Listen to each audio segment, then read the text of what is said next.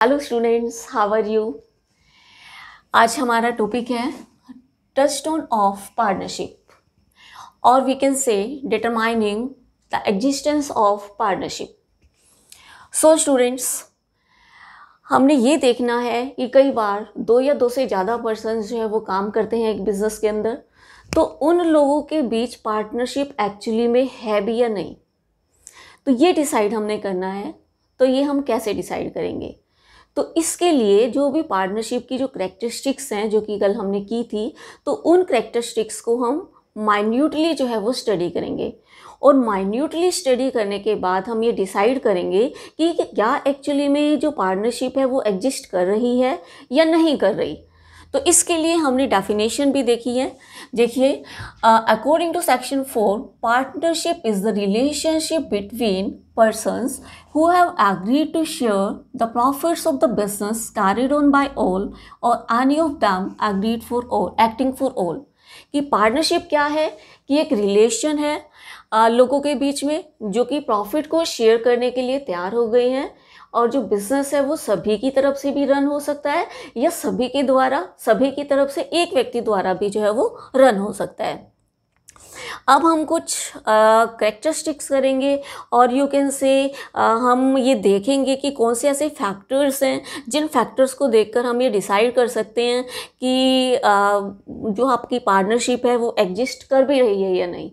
सो इसके लिए first point है the relationship of partnership arises from contract and not from status.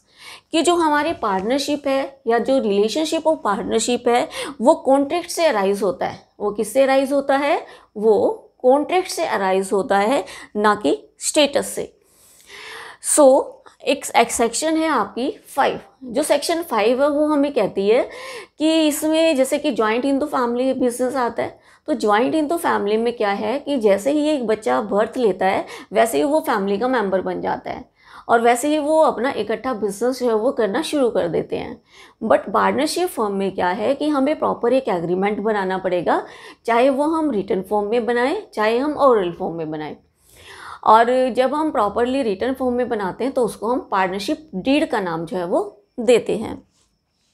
Now next point is sharing of profit. जो sharing of profit है वो business के अंदर जरूर होना चाहिए। ठीक, शेयरिंग ऑफ प्रॉफिट जो है वो जरूर होना चाहिए। अगर शेयरिंग ऑफ प्रॉफिट है तो इट मीन्स पार्टनरशिप है, अदरवाइज नहीं। बट कई लोग कहते हैं कि जिस सिर्फ शेयरिंग ऑफ प्रॉफिट से ही काम चल जाएगा, but only sharing of profit is a prima facie. कि जो आपका शेयरिंग ऑफ प्रॉफिट है वो जस्ट एक प्राइमा फेसी है। प्राइमा फेसी मीन्स कि एकदम देखकर ही आप, कई बार लोग समझ लेते हैं कि आपने देखा कि शेयरिंग ऑफ प्रॉफिट है और उसको पार्टनरशिप जो है वो मान लेते हैं। ऐसा नहीं है कि सिर्फ आप एक बार देखते ही आपको फर्स्ट एट अ ग्लांस आपने देखा कि शेयरिंग ऑफ प्रॉफिट है और आपने समझ लिया कि पार्टनरशिप है, ऐसा नहीं। But not conclusive evidence of partnership. ये कॉन्क्लूसिव एविडेंस नहीं है पार्टनरशिप का। क्यों नहीं है कॉन्क्लूसिव एविडेंस? इसके लिए एक फेमस केस है कोक्स वर्सेस हिकमैन। जो कोक्स वर्सेस हिकमैन का केस था उसमें यही बताया गया कि जो प्रॉफिट शेयरिंग है, profit sharing is not a true touchstone. कि जो प्रॉफिट शेयरिंग है वो ट्रू टचस्टोन नहीं है आपकी पार्टनरशिप का। But business should be run by all और एनी वन ऑफ देम। कि जो बिजनेस है वो सभी के द्वारा रन होना चाहिए या फिर सभी में से किसी एक के द्वारा भी रन हो सकता है। अब इससे रिलेटेड सेक्शन 6 है जो कोक्स वर्सेस हिकमैन है, वो क्यों कह रहे हैं कि जो प्रॉफिट शेयरिंग है वो एक ट्रू टचस्टोन जो है वो नहीं है। ठीक है, तो इसके लिए इन्होंने कुछ इसके अंदर कुछ पॉइंट्स हैं। तो वो पॉइंट्स क्या क्या हैं? First one is creditor. मान लीजिए आपके कुछ क्रेडिटर्स हैं, मान लीजिए आपने अमाउंट जो है वो बोरो किया है और उनको इंटरेस्ट जो है वो आपने देना है। अब अगर आप इंटरेस्ट दोगे तो वो प्रॉफिट के पार्ट का फॉर्म ही होगा। तो प्रॉफिट की पार्ट के फॉर्म में अगर आप क्रेडिटर्स को कुछ पे कर रहे हो तो नेचुरली तो वो आपका पार्टनर नहीं है और वो शेयरिंग ऑफ प्रॉफिट जो है वो आपका यानी कि पार्टनर्स की उसमें नहीं आएगा। इसी तरीके से एक और एग्जांपल जो है वो ले लेते हैं कि आपने एक प्रॉपर्टी जो है वो परचेज़ की और जब आपने एक प्रॉपर्टी परचेज की तो आपने किसी बैंकर से जो है वो लोन लिया, और जब आपने लोन लिया तो आपकी ईएमआई बन गई, मान लीजिए 20,000 जो है वो पर ईयर बन गई। और जो 20,000 पर ईयर जो ईएमआई बनी, तो वो आप किस में से दोगे? प्रॉफिट्स में से दोगे। तो जो बैंकर है वो क्या है? बैंकर आपका पार्टनर तो नहीं है ना, ठीक है। तो बैंकर आपका पार्टनर यहाँ पर नहीं कहलाया जाएगा, हालांकि प्रॉफिट का पार्ट जो है वो उसकी तरफ जा रहा है। Then second one is agent और एम्प्लॉय। जो हमारी फर्म के जो एजेंट होते हैं या फिर जो एम्प्लॉय होते हैं, तो उन एजेंट और एम्प्लॉय को हम क्या देते हैं? एजेंट को हम कमीशन जो है वो देते हैं, जो एम्प्लॉय है उसको हम रेम्युनरेशन देते हैं। तो कई बार वो प्रॉफिट की एक परसेंटेज की फॉर्म में दिया जाता है। तो अगर प्रॉफिट का एक पार्ट अगर हम उनको दे रहे हैं तो नेचुरली वो भी पार्टनर नहीं माने जाएंगे, ठीक है, वो भी तो पार्टनर नहीं है। Then next one is widow और चिल्ड्रन। कई बार क्या होता है कि किसी पार्टनर की डेथ हो जाती है। अगर किसी पार्टनर की डेथ हो गई तो उसकी जो विडो है या उसके जो बच्चे हैं या उसका जो लीगल रिप्रेजेंटेटिव है, तो उन लोगों को हमें कुछ प्रॉफिट का पार्ट देना पड़ जाता है। तो अगर हम उनको कुछ प्रॉफिट का पार्ट देते हैं तो नेचुरली वो भी पार्टनर जो है वो आपके नहीं माने जाएंगे, पार्टनरशिप फर्म के पार्टनर नहीं कहलाएंगे। The next point is past owner of the business. Past owner of the business मतलब कि मान लीजिए कोई पर्सन जो है वो फर्म को छोड़कर चला गया, ठीक, फर्म को छोड़कर चला गया है और अब उसे आपको प्रॉफिट का कुछ शेयर देना पड़ा। अब अगर उसे आप कुछ दे रहे हैं तो नेचुरली एट प्रेजेंट तो वो पार्टनर है ही नहीं। अगर एट प्रेजेंट पार्टनर नहीं है तो नेचुरली हमारी वो पार्टनरशिप यहाँ पर एग्जिस्ट ही नहीं कर रही। The next one is minor. Minor का आपको पता ही है कि इसको सिर्फ सभी के कंसेंट से हम इंक्लूड तो कर सकते हैं, लेकिन इसको प्रॉफिट्स के लिए, लॉसेस के लिए इसको हम इंक्लूड नहीं करते। तो जो माइनर है उसको हम पार्टनर नहीं बना सकते जब तक कि सभी की कंसेंट ना हो। तो आगे है next point, mutual agency. Mutual agency का मतलब ये है कि पार्टनरशिप फर्म के जो सभी पार्टनर्स हैं उन सभी पार्टनर्स के बीच एम्प्लॉयर एजेंट वाली रिलेशनशिप जो है वो होनी चाहिए। एम्प्लॉयर एजेंट मीन्स कि अगर पार्टनर्स जो हैं वो एक दूसरे के लिए कोई काम करते हैं तो वो एक दूसरे को बाउंड भी करेंगे। मान लीजिए एक फर्म के अंदर 4 पार्टनर्स है, ए बी सी डी ने मिलकर डिसाइड किया कि जो ए है वो वर्क करेगा फर्म के लिए, तो ए जो काम करेगा तो उससे बी सी डी जो है वो बाउंड होंगे। मान लीजिए बी कोई वर्क करता है तो उसके लिए ए सी डी जो है वो बाउंड होंगे। तो किसी भी एक पार्टनर द्वारा किए गए वर्क के लिए बाकी सभी पार्टनर जो है वो बाउंड जो है वो होंगे।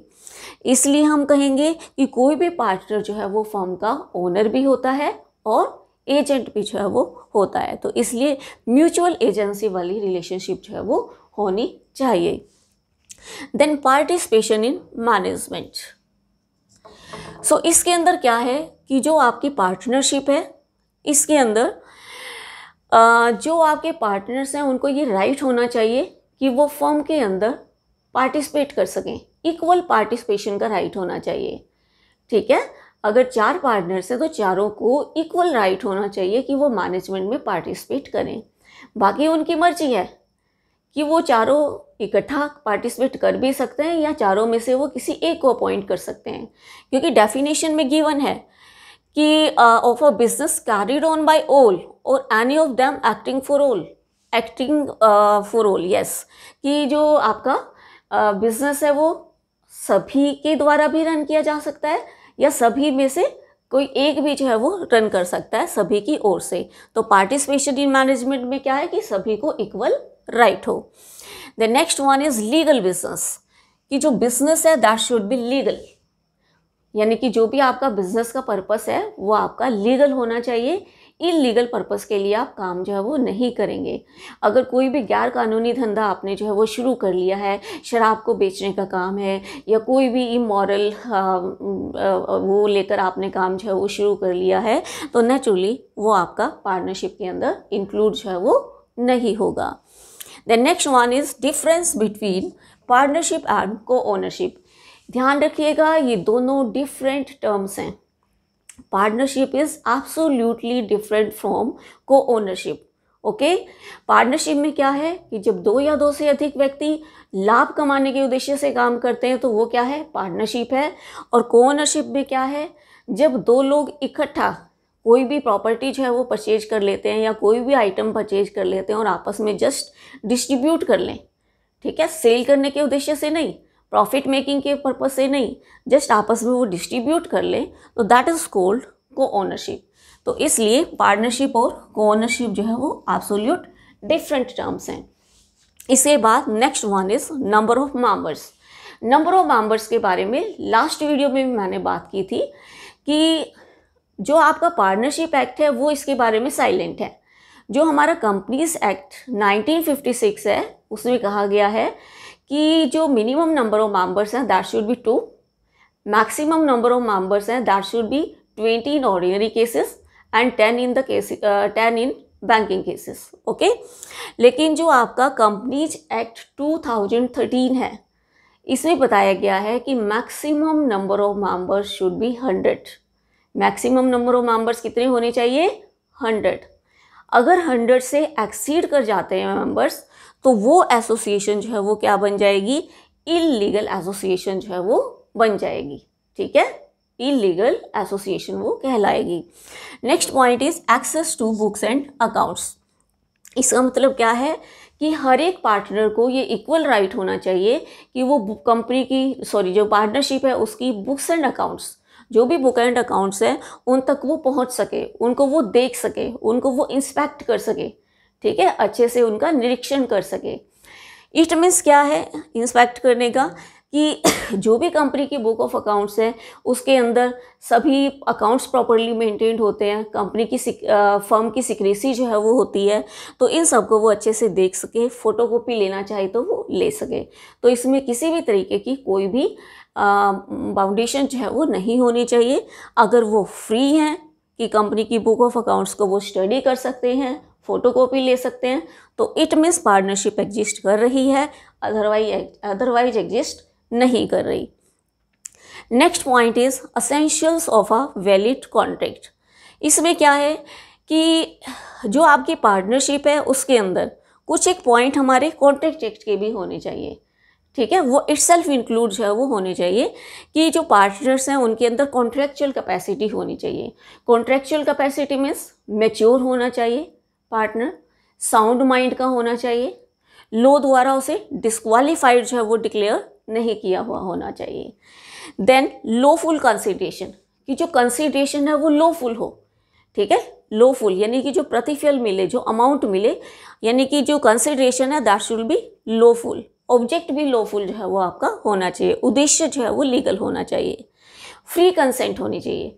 फ्री कंसेंट का मतलब किसी भी सेकेंड पार्टी को आप पार्टनर बना रहे हो तो दबाव डालकर आप उसको ना बनाएं, फ्री कंसेंट उसकी होनी चाहिए। इसके अलावा एक पार्टनरशिप जो है वो तभी एग्जिस्ट हुई मानी जाएगी जब उसके अंदर कोई पर्टिकुलर बिजनेस हो, बिना बिजनेस के पार्टनरशिप जो है वो नहीं मानी जाएगी।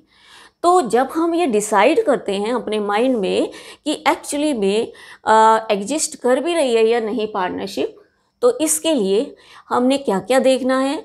फर्स्ट ऑफ ऑल हमने ये देखना है कि एग्रीमेंट हुआ है या नहीं, ओके, एग्रीमेंट हुआ है या नहीं, शेयरिंग ऑफ प्रॉफिट है या नहीं, इसके अलावा म्यूचुअल एजेंसी का फैक्टर है या नहीं, पार्टिसिपेशन इन मैनेजमेंट है या नहीं, लीगल बिजनेस है या नहीं, पार्टनरशिप और को ओनरशिप में डिफरेंस है या नहीं, नंबर ऑफ मेंबर्स जो है वो 100 से एक्सीड तो नहीं कर गए, ये चीज़ चेक करनी है। सभी पार्टनर्स को इक्वल राइट है या नहीं बुक ऑफ अकाउंट्स को चेक करने का, इंस्पेक्ट करने का, निरीक्षण करने का। Essentials of a valid contract है या नहीं, उन सब के बीच कॉन्ट्रैक्चुअल कैपेसिटी है या नहीं, लॉफुल कंसिडरेशन एंड ऑब्जेक्ट है या नहीं, फ्री कंसेंट है या नहीं, प्रॉपर बिजनेस है या नहीं। तो इन सभी का जवाब, ठीक है, इन सभी का जो आंसर है अगर यस में आता है तो आपका पार्टनरशिप माना जाएगा, तो हम कहेंगे कि पार्टनरशिप एग्जिस्ट कर रही है।